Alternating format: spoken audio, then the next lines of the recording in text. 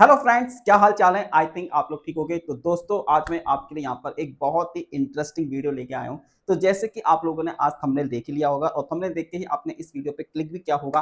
तो दोस्तों, आज का जो हमारा टॉपिक है वो है टाइम मैनेजमेंट को लेकर। मतलब अक्सर स्टूडेंट्स मुझसे यहाँ पर एक ही क्वेश्चन पूछते हैं कि सर, हमको कितने घंटे पढ़ना चाहिए डेली कि जिससे हम इस एग्जाम्स को यहाँ पे क्लियर कर सकें। ठीक है दोस्तों, तो आज हम इसी मुद्दे के ऊपर बात करेंगे कि हमको यहाँ पर कितने घंटे की स्टडी करना चाहिए। मतलब हमारा डेली रूटीन में हम कितने आवर्स की स्टडी करें कि जो हमारे लिए बेनिफिशियरी हो और जिससे हम इस एग्जाम्स को, चाहे वो आपका सीएसईआर नेट एग्जाम हो, चाहे आपका गेट एग्जाम हो, मतलब आप फिजिकल साइंस का कोई भी एग्जाम दे रहे हो, वो आप इजीली क्रैक कर पाओ। तो आज हम इसी मुद्दे के ऊपर यहाँ पे दोस्तों बात करेंगे। तो चलिए फिर बिना किसी देरी के शुरू करते हैं आज का वीडियो। ठीक है, तो सबसे पहले तो हम यहाँ पे बात करेंगे कि हमको कितने आवर्स यहाँ पे स्टडी करनी चाहिए।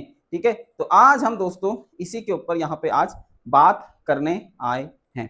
ठीक है, तो चलिए फिर देखते हैं कि आज का जो हमारा मुद्दा है वो क्या है कि कितने आवर्स हमको यहाँ पे स्टडी करनी चाहिए। तो दोस्तों, मैं यहाँ पर आपको ये बताना चाहता हूँ कि यार देखो, ये ना कोई डिफाइन नहीं है कि हमको कितने घंटे की स्टडी करनी चाहिए, क्योंकि हर इंडिविजुअल्स के लिए उसका जो डेली रूटीन है वो अलग होता है, उसका जो बैकग्राउंड है वो अलग होता है। कोई जॉब में जा रहा होता है, कोई कॉलेज जा रहा होता है, कोई ड्रॉपर होता है, कोई घर में रह के स्टडी कर रहा होता है। तो हर किसी का यहाँ पे अलग अलग एक बैकग्राउंड है। तो अब सर, हम कैसे पता करें कि हमको कितने घंटे पढ़ना चाहिए या कितनी देर हमको पढ़ना चाहिए। तो यार इसके लिए ना सबसे पहले तो आप अपना डेली रूटीन चेक करिए कि आप डेली रूटीन में क्या करते हैं। मतलब आपकी रोजमर्रा की दिनचर्या क्या है, आप सुबह कितने बजे उठते हैं, रात को कितने बजे सोते हैं, दिन में कौन से काम आप जरूरी करते हैं, कौन से अननेसेसरी काम करते हैं। पहले तो आप इस चीज को देखिए, अपनी डेली रूटीन को आप लोग यहाँ पे फॉलो कीजिए। और ऐसा नहीं है कि केवल एक दिन की दिनचर्या से ही आपको पता लग जाएगा। आप 2-4 दिन अपने डेली रूटीन को फॉलो कीजिए, देखिए कि आप कौन कौन सी एक्टिविटी में शामिल होते हो, कौन कौन से फालतू कामों को आप यहाँ पे करते हो। तो जो हमारे फालतू काम है उनको साइड में कीजिए, है ना, और उसमें से अपना टाइम निकाल के फिर आप यहाँ पे अपना एक प्रॉपर टाइम मैनेजमेंट कीजिए। तो मैं आपको क्या बता रहा हूँ, तो सबसे पहले तो आपको क्या करना है, सबसे पहले तो दोस्तों हमको अपना डेली रूटीन चेक करना है कि हम रोज की दिनचर्या में क्या क्या करते हैं, है ना। तो उससे आपको ये पता लग जाएगा कि आपके पास कितने आवर्स हैं स्टडी करने के लिए, और फिर उसी हिसाब से अपना यहाँ पे टाइम को मैनेज कीजिए। ठीक है, अब वही बात आती है कि सर, क्वेश्चन का आंसर तो मिला ही नहीं कि हमको कितने घंटे पढ़ना चाहिए। तो यार देखो, यहाँ पर डिपेंड करता है स्टूडेंट्स के माइंडसेट के ऊपर, है ना। कुछ स्टूडेंट्स ऐसे होते हैं जो 1 घंटे की पढ़ाई में बहुत सारा आउटकम निकाल लेते हैं। कुछ स्टूडेंट्स ऐसे होते हैं जो 2 घंटे 3 घंटे पढ़ते हैं, ठीक है, फिर भी उनका आउटकम वो नहीं आ पाता है जो 1 घंटे वाले का होता है। और कुछ स्टूडेंट्स ऐसे होते हैं जो पूरे पूरे दिन पढ़ते हैं, पूरी पूरी रात पढ़ते हैं, अपनी तरफ से 100% देते हैं, फिर भी उनका वो आउटपुट नहीं आ पाता है। ठीक है, तो यार सबसे पहले तो आप ये देखिए कि आप किस कैटेगरी के स्टूडेंट हैं, है ना? मतलब अगर आपकी कैचिंग पावर अच्छी है तो जाहिर सी बात है कि आपको कम समय लगेगा चीज़ों को कैच करने में, और अगर आप थोड़े से स्लो स्टूडेंट हैं तो जाहिर सी बात है कि आपको ज़्यादा टाइम लगेगा। मैं कोई नहीं होता या इंडिविजुअल कोई भी किसी भी टीचर के पास आप जाइए, वो नहीं बता सकता कि आपको कितने घंटे पढ़ना चाहिए। इसका मैं आपको एक बेस्ट एग्जाम्पल देता हूँ। सपोज करो, जो हमारा विराट कोहली है, उसको अब नेक्स्ट वर्ल्ड कप जीतना है। ठीक है, जो आने वाला वर्ल्ड कप है वो जीतना चाहता है, वो टीम के लिए वो जीतना चाहता है। तो अब वो अपने कोच के पास जाता है, वो कोच से कहता है कि सर, आप मेरे को बताइए कि मेरे को कितने घंटे नेट प्रैक्टिस करना चाहिए कि मैं इस बार के वर्ल्ड कप में अच्छा परफॉर्म कर पाऊं और उस वर्ल्ड कप को मैं इंडिया के लिए जीत पाऊं। ठीक है, तो अब जो कोच है, क्या वो कोहली को ये बता सकता है कि वो कितने घंटे नेट में प्रैक्टिस करे, कितने मैचेस खेले, है ना, दिन में कितना घंटे वो फील्ड के ऊपर बिताए, है ना। चलो वो फिर भी बता देगा भाई आपको 2 से 4 घंटे वहां पे बिताना चाहिए। लेकिन आप मुझे एक बात बताइए, भूख किसके अंदर है वर्ल्ड कप जीतने की? कोहली के अंदर, विराट कोहली के अंदर। तो अगर विराट कोहली को लगेगा कि आज मेरे को 2 घंटे नेट प्रैक्टिस करना है तो वो 2 घंटे नेट प्रैक्टिस करेगा। अगर उसको लगेगा नेक्स्ट डे मेरे को 4 घंटे की नेट प्रैक्टिस की जरूरत है तो वो 4 घंटे की नेट प्रैक्टिस करेगा। इसके अगले दिन अगर उसको लगता है कि यार आज मैंने 1 घंटे की नेट प्रैक्टिस मेरे लिए इनफ है तो वो 1 घंटे की नेट प्रैक्टिस करेगा। मतलब वो अपने अकॉर्डिंग, उसको वो पता है कि उसको कितने घंटे की नेट प्रैक्टिस वहां पे करनी है ना। मतलब कोच उसको सिर्फ गाइड कर सकता है, लेकिन एक्चुअल में, है ना, परफॉर्म तो उसको करना है, नेट प्रैक्टिस में जाके उसको खेलना है। ठीक है, तो वो कोच के कहने पे अगर कोच बोलेगा कि नहीं भाई डेली की तुम्हें 8 घंटे ग्राउंड में बिताना है तो वो नहीं कर पाएगा। ठीक है, उसको पता है कि उसको क्या करना है। इसी तरीके से आपको भी पता होना चाहिए कि भाई मेरा 2 घंटे पढ़ के नेट हो जाएगा या मेरा 4 घंटे पढ़ के नेट होगा या आज मैं 6 घंटे पढ़ूँ या आज मैं 5 घंटे पढ़ूँ। तो ये आपके ऊपर डिपेंड करता है कि आप कितने घंटे पढ़कर इस एग्ज़ाम्स को क्वालीफाई कर सकते हैं, ठीक है? तो ये आपके विज़डम के ऊपर डिपेंड करता है, ये आपके ऊपर डिपेंड करता है। अगर आप हर किसी के पास जाओगे तो वो आपको अपने कम्फर्ट ज़ोन के हिसाब से बताएगा। अब जैसे मैंने स्टडी करी थी, है ना? तो जब मैं स्टडी करता था तो मेरा सब कुछ अलग सा दिनचर्या, है ना? मैं क्या करता था, क्या नहीं करता था, वो सब मेरे को पता था। तो उसके हिसाब से मैं चीज़ों को यहाँ पे फ़ॉलो करता था, ठीक है? तो जितने लोगों के पास जाओगे, जितने दोस्तों के पास जाओगे, जितने टीचरों के पास जाओगे, हर कोई आपको अपना ही यहाँ पे टाइम टेबल बताएगा।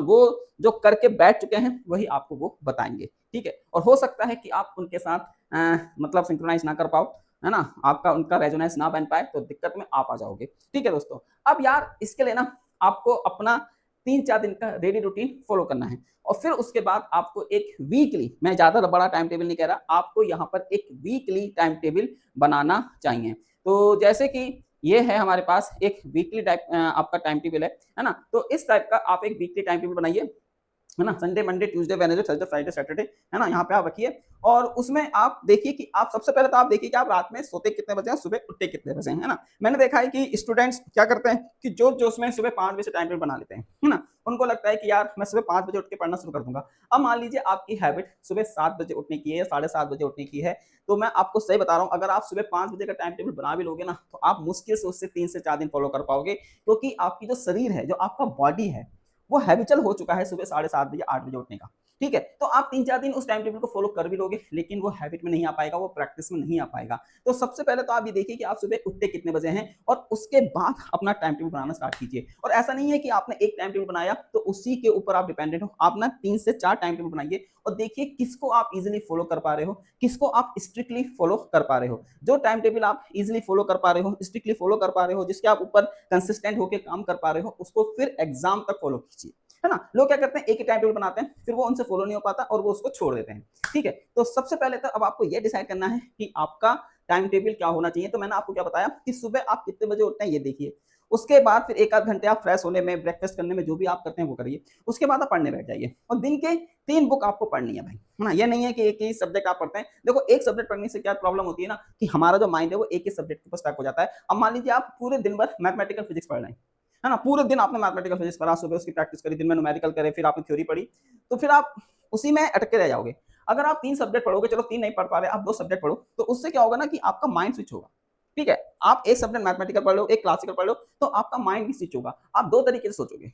ठीक है? तो उससे आपका सिलेबस भी जल्दी-जल्दी होगा। तो मैं तो बोलता हूँ कि दिन में आपको कम से कम 3 सब्जेक्ट डेली पढ़ने चाहिए, 2-2 घंटे के। 2 घंटा मैथ पढ़ लिया, 2 घंटा क्लासिकल पढ़ लिया, 2 घंटा आपने क्वांटम पढ़ लिया और उसके बाद सोने से पहले 1 घंटा उन सबको रिवाइज़ कर लीजिए और डेली रिवाइज़ करना है। क्यों? जब आप डेली रिवाइज़ करोगे तो एक टाइम ऐसा आएगा कि बस पेज पलटते ही आपका रिवीजन हो जाएगा, है ना? नहीं तो हम क्या करते हैं, रिवीजन को कंपाइल करने लगते हैं और सोचते हैं कि एग्ज़ाम टाइम में हम इसको पढ़ेंगे, तो भाई एग्ज़ाम टाइम में रिवीजन नहीं हो पाता। जैसे कल का दिन कभी नहीं आता, ऐसे ही रिवीजन का दिन भी कभी नहीं आता।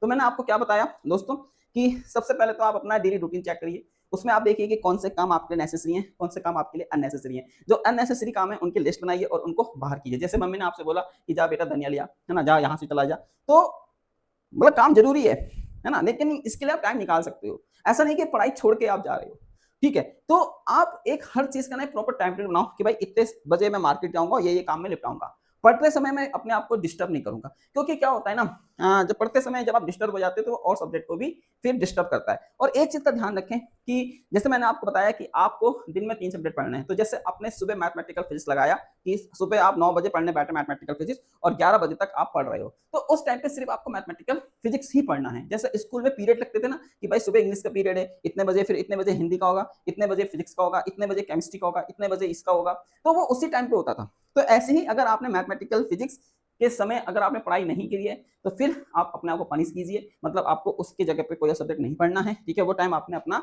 बर्बाद किया है। इसी तरीके से क्लासिकल मैकेनिक्स के टाइम पे कोई और सब्जेक्ट नहीं पढ़ना है, क्लासिकल, क्योंकि जब आप इस चीज़ को फॉलो करोगे ना, मैंने क्या बोला, टाइम टेबल को स्ट्रिक्टली फॉलो करना है। ठीक है? तभी वो आपकी हैबिट में आएगा भाई। ऐसा नहीं है कि बस आपने कुछ भी बना लिया, कुछ भी पढ़ना स्टार्ट कर दिया। भाई आप मेहनत करते हो, लेकिन मेहनत को आप डायरेक्शन नहीं दे पा रहे हो। ठीक है? बस आप खाली मेहनत कर रहे हो। तो जब तक आप अपनी मेहनत को डायरेक्शन नहीं दोगे, सक्सेसफुल होने की जो प्रोबेबिलिटी है वो कम रह जाएगी। ठीक है, तो यही मैं आपसे कह रहा हूँ कि अगर मैथमेटिकल फिजिक्स पढ़ रहे हो तो उस टाइम पे कोई और सब्जेक्ट इन्वॉल्व मत करो। हमारा जो माइंड है ना वो फ्लक्चुएट होता रहता है कि मैथमेटिकल पढ़ रहा हूँ, अब मैं क्लासिकल पढ़ लेता हूँ, अब मैं क्वांटम पढ़ लेता हूँ, अब मैं ये कर लेता हूँ, अब मैं वो कर लेता हूँ, तो उससे कुछ भी नहीं हो पाता और पूरा दिन हमारा वेस्ट हो जाता है। ठीक है, तो आई होप आपको चीजें समझ में आई होंगी। ठीक है, कि मैं ये नहीं बता सकता कि आपको कितने घंटे पढ़ना चाहिए। हर इंडिविजुअल का अपना एक टाइम जोन है और वो उसके अकॉर्डिंग पढ़े। कोई जॉब करता है तो आपको जॉब से टाइम निकाल के पढ़ना है, कोई कॉलेज जाता है तो आपको फिर वो टाइम मैनेज करना है, कोई ऑनलाइन कोचिंग कर रहा है तो आपको वो टाइम मैनेज करना है। बस आप अपना डेली रूटीन चेक कीजिए और उसके बाद ही अपना टाइम टेबल बनाइए और 2-3 टाइम टेबल बनाइए, है ना, और उसमें से जो आपका बेस्ट हो उसको आप फिर लास्ट तक फॉलो कीजिए। ठीक है दोस्तों, तो मिलते हैं आपसे अपने नेक्स्ट वीडियो में। आई होप आपकी ये वीडियो हेल्प करेगी आपकी प्रिपरेशंस में और मेरे इस चैनल को आप लोग फटाफट सब्सक्राइब कर लीजिए। मैं बहुत जल्दी यहाँ पर, है ना, लाइव क्लासेस स्टार्ट करने जा रहा हूँ। ठीक है, तो जैसे ही लाइव क्लास स्टार्ट होंगी मैं आपको वीडियो के माध्यम से बता दूंगा। तब तक चैनल को सब्सक्राइब कर लीजिए और अपने दोस्तों के साथ इसको शेयर भी कर दीजिए और वीडियो कैसा लगा हो प्लीज कमेंट करके मुझे जरूर बताएं। ठीक है, और नेक्स्ट वीडियो किस टॉपिक के ऊपर जाते हैं ये भी आप मेरे को कमेंट करके बता सकते हैं। तो ठीक है दोस्तों, मिलते हैं नेक्स्ट वीडियो में। Bye bye.